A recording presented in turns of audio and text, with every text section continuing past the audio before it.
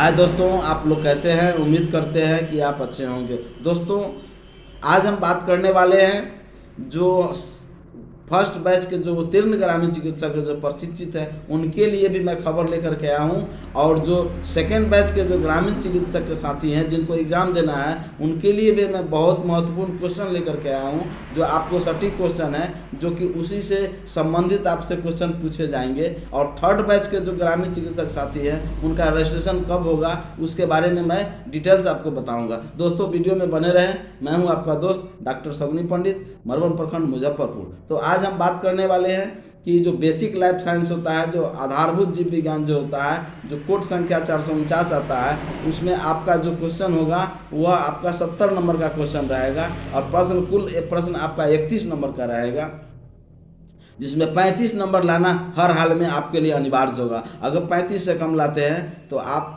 असफल हो जाएंगे, फिर आपको कंपार्टमेंटल का लफड़ा पड़ जाएगा, फिर री एग्ज़ाम देना पड़ेगा, फिर फॉर्म भरना पड़ेगा। तो मैं जानता हूं कि आपके पास वक्त नहीं है, आप विद्यार्थी नहीं हैं, आप गार्जियन के रूप में हैं, और हमेशा अपना प्रैक्टिस में आपका समय ज़्यादा चला जाता है। फिर भी अपना समय निकाल करके प्रॉपर तरीक़ा से तैयारी कीजिए ताकि एग्ज़ाम आप फेस कर सकें और अच्छे नंबर से आप पास कर सकें। तो आपका 3 घंटा का समय दिया जाता है, उस 3 घंटा में आपको हर हाल में आपका 31 क्वेश्चन का जवाब आपको देना ही पड़ता है। तो आपका जो कि आपका एग्ज़ाम का डेट है 4 मार्च 2024 है, 5 मार्च 2024 है और 6 मार्च 2024 है। और प्रैक्टिकल जो आपका एग्ज़ाम होगा वो आपको होम सेंटर पर होगा, जहां आपने ट्रेनिंग लिया है, जहां आपका प्रशिक्षण हुआ है, जो आपको ट्रेनर आपको प्रशिक्षण दिए है, उसमें आपको काफ़ी प्रैक्टिकल का काफ़ी तैयारी करना पड़ेगा। दूसरा बात हो गया कि आपको वाइवा भी आपसे पूछा जाएगा, फेस टू फेस आपसे वाइवा पूछा जाएगा। और थर्ड हो गया कि आपको चित्र बनाना पड़ेगा। वहाँ पर ही आता है, जैसे कि हम लोगों को आया था, जैसे आपको नेफ्रॉन का चित्र बनाइए, डाइजेस्टिव सिस्टम क्या होता है उसको चित्र बना के और उसके बारे में उसका व्याख्या उसको टोटल लिखना है। इसके बाद श्वसन तंत्र के बारे में भी आपसे आ सकता है, पूछ सकता है।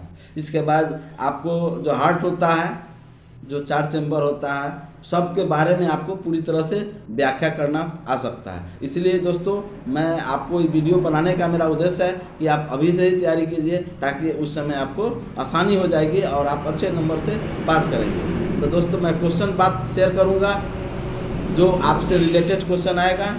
तो मैं आपका ऑब्जेक्टिव क्वेश्चन आपका 5 नंबर का रहता है, और 5 नंबर का एगो गलत या सही का टिक मारना रहता है, और तीसरा होता है जो आपको शॉर्ट में आपको आंसर लिखना पड़ता है, और चौथा होता है आपका दीर्घ उत्तरीय प्रश्न रहता है, जिसमें आपको जवाब देना पड़ता है। तो मैं आपको ये लघु उत्तरीय प्रश्न आपको मैं शेयर करूँगा। मैंने अभी न बात किया था आप लोगों से कि मानचित्र कहते हैं, सॉरी, आपको चित्र बनाना पड़ेगा, व्याख्या करना पड़ेगा। तो क्वेश्चन है, नेफ्रॉन को एक साफ रेखा चित्र बनाइए। ये आपका क्वेश्चन है, जो लघु उत्तरीय क्वेश्चन है, जिसमें आपको 2 अंक इसमें दिए जाते हैं, जो कि 15 प्रश्न आपसे पूछे जाएंगे। अगला क्वेश्चन है, पित्ताशय के मुख्य कार्य क्या है। पित्ताशय, जिसको आप लोग जानते हैं गाल ब्लैडर आपके पेट में है, उसका मुख्य कार्य क्या है, क्या काम करता है। अगला क्वेश्चन है, विभिन्न प्रकार के ऊतकों का नाम लिखिए। जो टिश्यू है उसके बारे में, जो कई एक प्रकार का टिश्यू है उसके बारे में आपको व्याख्या करना है, उसके बारे में आपको लिखना है। अगला क्वेश्चन है, थायरोक्सिन हार्मोन्स का कार्य बतलाइए। आप जानते हैं थायराइड से जो होता है हमारे बॉडी में है, उससे थायरोक्सिन हार्मोन सेक्रेशन होता है, वो कम जाता है, तो उसमें दवाई लेना पड़ता है। तो उसका आपको कार्य, उसका वर्क क्या है, उसके बारे में आपको लिखना है। अगला क्वेश्चन है, व्यक्तिगत स्वच्छता को बनाए रखने के लिए किन किन बातों पर ध्यान देना चाहिए। यानी पर्सनल हाइजीन जो होता है वो आप कैसे प्रॉपर मेंटेन कर पाएंगे, आप प्रॉपर व्यक्तिगत स्वच्छता से आपको क्या क्या लाभ होता है। बहुत तरह के इन्फेक्शन से बचते हैं, खासकर रूरल क्षेत्रों में आप जानते हैं कि इन्फेक्शन डिजीज ज़्यादा होता है, तो उसको आप कैसे मेंटेन कर पाएंगे, उसके बारे में आपको ध्यानपूर्वक अच्छा से लिखना है।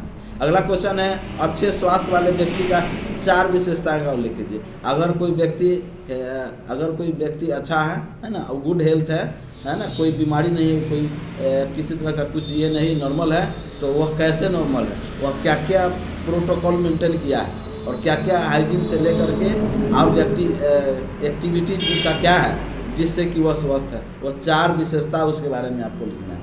17वां क्वेश्चन है अस्वस्थ भोजन से गले का संबंध। अगर भोजन अनहेल्दी होगा यानी अस्वस्थ होगा, इन्फेक्टेड होगा, इन्फेक्टेड कौन होगा व्यक्ति जो खुले में आपका रखा हुआ है, जैसे आप चौक चट्टी पर जाते हैं, लिट्टी समोसा ये सब बंद करके नहीं रखे हुए, या फल उल आपको इस तरह से बेच रहा है, आप लिए काट के खाने लगे, तो इस तरह से आप धो करके नहीं खाएं। बहुत सारी ऐसे भी चीज़ें हैं जिससे खाना आपका परसा गया और आप कुछ देर ले आप छोड़ दिए खाना, उसको मक्खी आपका भिनक रहा, तो भोजन आपका अस्वस्थ हो जाएगा, अनहेल्दी हो जाएगा, जिससे आपको बीमारियां हो सकता है, संक्रमण हो सकता है। पानी हो गया, बहुत तरह इसी तरह से आपका आता है।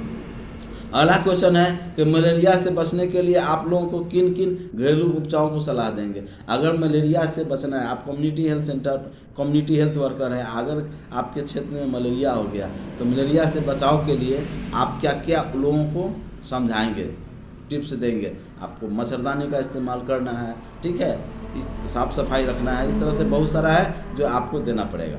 19वां क्वेश्चन है कि आपके 10 वर्षीय भाई को खांसी एवं जुकाम होने पर आप उसे घरेलू उपचार क्या देंगे। अगर आपका बच्चा है, भाई है, चाहे जो भी रहे, वह 10 साल का है, उसको खांसी हो गया, जुकाम हो गया, तो उसको आपको जो होने पर आपका घरेलू उपचार आप क्या देंगे, तो उसके बारे में आपको लिखना है। अगला क्वेश्चन है कि आयोडीन तथा लौह की कमी से होने वाले रोग का नाम। आयोडीन की कमी से आपको कौन सा रोग होता है, लौह मतलब आयरन की कमी से कौन सा रोग होता है, एनीमिया होता है, हेयर होता है। आयोडीन खनिज लवणों के 2 प्रमुख कारण लिखिए, यानी मिनरल साल्ट जो होता है उसके बारे में आपको लिखना है। और आपको नियम कितने होते हैं उनका प्रश्न लिखिए। हाँ दोस्तों, आपको जो उसमें किताब में आपको बताया गया है योगासन, शीर्षासन, सूर्य नमस्कार, वह आपके लिए काफ़ी महत्वपूर्ण है। महत्वपूर्ण कई एक पहलू में है। फर्स्ट है कि आप उसके बारे में आप जानते हैं तो आप प्रॉपर उसको इसमें आप इन्वॉल्व होइएगा, आप खुद कीजिएगा कि हाँ जानते हैं कि हेल्थ इज़ वेल्थ, और फिजिकल एक्टिविटीज़ नहीं रहेगा तो लोग बीमार जल्दी पड़ेंगे, तो फिजिकल एक्टिविटीज़ चाहिए ही चाहिए।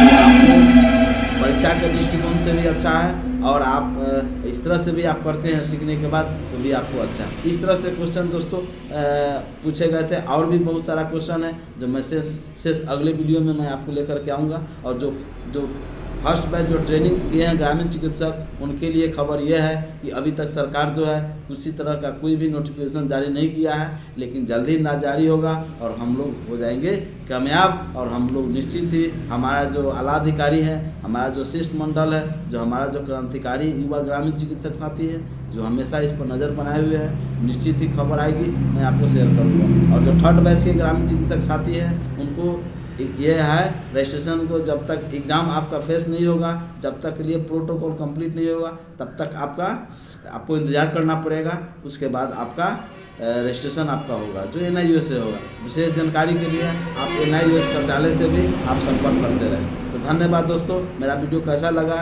वीडियो अच्छा लगा तो प्लीज़ अभी के अभी आप सब्सक्राइब करें, लाइक करें और अपने ग्रुप में, अपने दोस्तों में, समस्त ग्रामीण चिकित्सकों में शेयर करें। धन्यवाद।